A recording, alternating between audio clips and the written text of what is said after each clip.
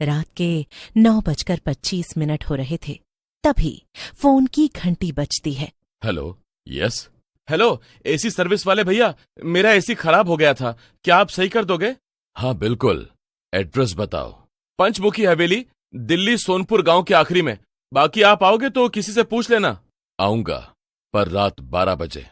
अरे यार, इतनी लेट। अच्छा चलो ठीक है, और कर भी क्या सकता हूं।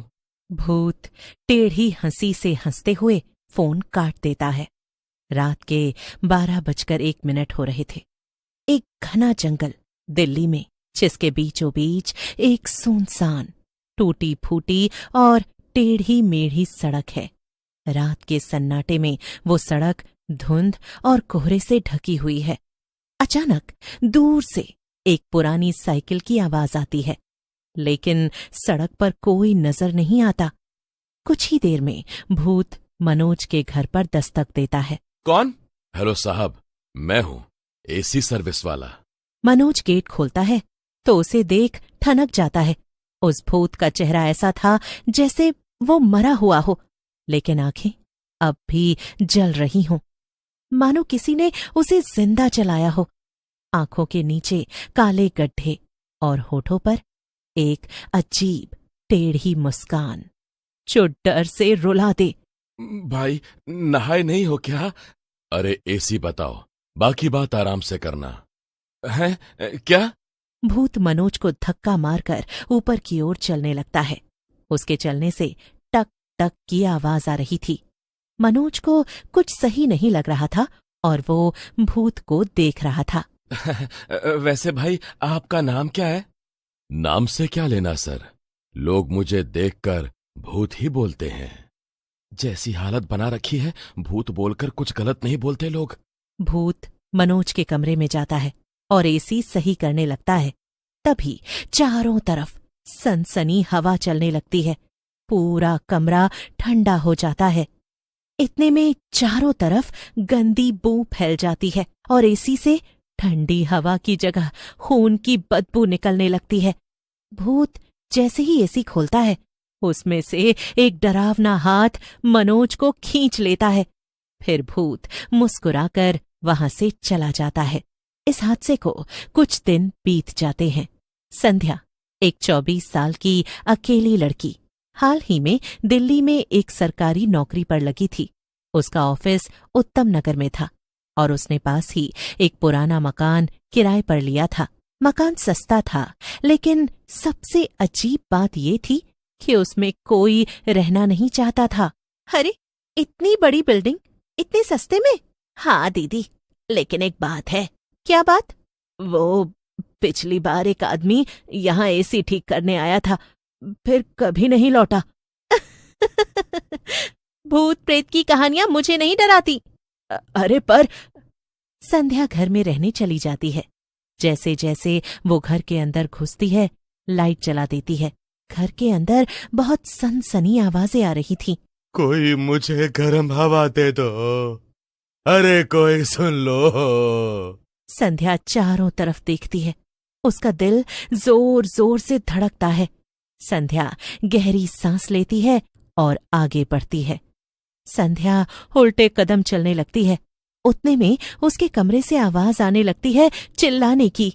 संध्या जोर से भागती हुई अपने कमरे में आती है और देखती है उसके एसी से बहुत सारा खून और हवा निकल रही है। संध्या ये देखकर घबरा जाती है। वो जोर से चिल्लाने लगती है और बेहोश हो जाती है। नई जगह पर तीसरी रात थी।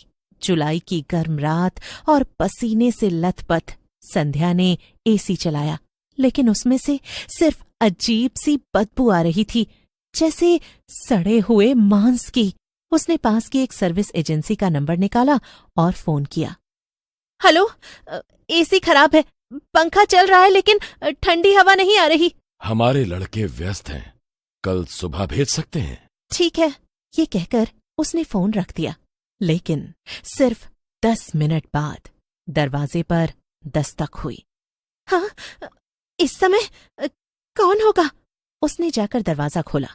सामने खड़ा था एक आदमी, सफेद यूनिफॉर्म में, हाथ में औजार का बैग। आपने एसी के लिए फोन किया था? लेकिन मैंने तो सुबह के लिए। मैं रात की सर्विस करता हूँ। और बिना पूछे संध्या असहज थी, लेकिन उसने सोचा शायद यही एजेंसी से आया है तो उसे काम करने दूं। भूतिया सर्विसमैन ने एसी खोला और एक औजार निकाला। तभी एक आवाज आई, जैसे किसी की चीख निकली हो। हाँ, ये क्या था? भूत की आंखें लाल थीं। उसे देखकर ऐसा लग रहा था जैसे वो बहुत नशे में हो। संध्या उसे देखकर सहम रही थी। उसने कहा, भैया आप काम करो, मैं अभी आती हूं। भूत ने एसी खोला और उसके अंदर हाथ डाला तो एक अधसड़ा इंसानी कान निकला। ये क्या है? संध्या डर के मारे दरवाजे की तरफ दौड़ी, लेकिन दरवाजा अपने आप बंद हो गया। सर्विसमैन की आवाज बदल चुकी थी, भारी, गूंजती हुई। उसने अपना मास्क उतारा। मैं हूँ भूतिया एसी सर्विस वाला। संध्या उसे देखकर घबरा जाती है और भागने लगती है। भूत पीछे से उसकी गर्दन पकड़ लेता है और उसे खींचने लगता है। संध्या अपने आप को छुड़ाने की कोशिश करती है। संध्या पूरे मन से अपनी कुल देवी को याद करने लगती है और भूत से छूट जाती है।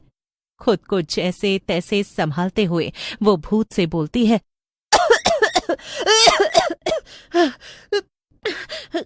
आखिर मुझसे क्या दुश्मनी है तुम्हारी? मुझे क्यों मारना चाहते हो? ऐसा क्या कर दिया मैंने? मेरे पीछे क्यों पड़े हो? मैं ये नहीं सोचता कौन मेरा दुश्मन है, कौन क्या है।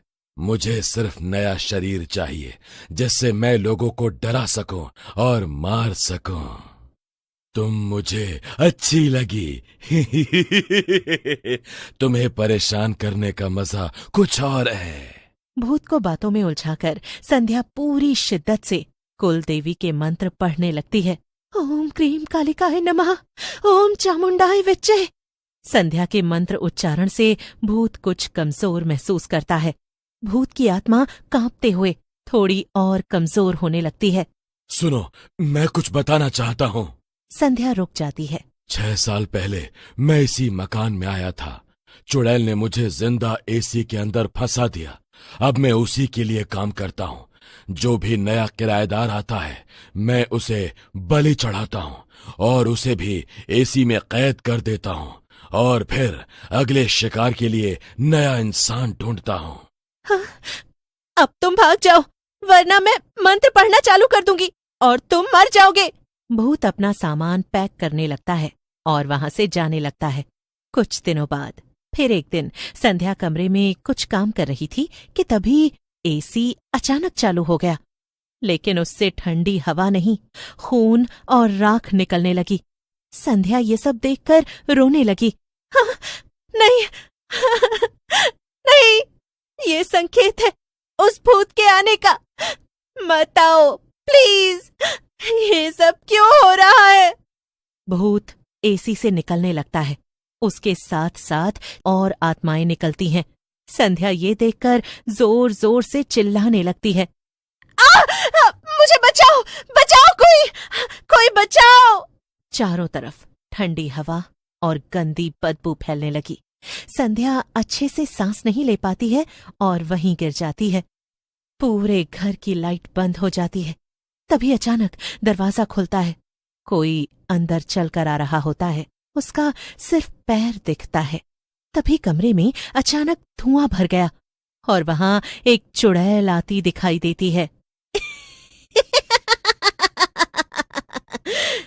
चुड़ैल हवा में उड़ती हुई भूत की तरफ आ रही थी। फिर भयंकर हवा चलने लगती है। खिड़कियां टूटने लगती हैं। अचानक चुड़ैल अपने नाखूनों से भूत पर हमला करती है और भूत दीवार से टकराकर गिर जाता है। संध्या ने हिम्मत करके अपने पास रखा गंगा जल का स्प्रे निकाला जो उसकी माँ ने पूजा के लिए दिया था। उसने चुड़ैल पर फेंका और कहा, ओम नमः शिवाय।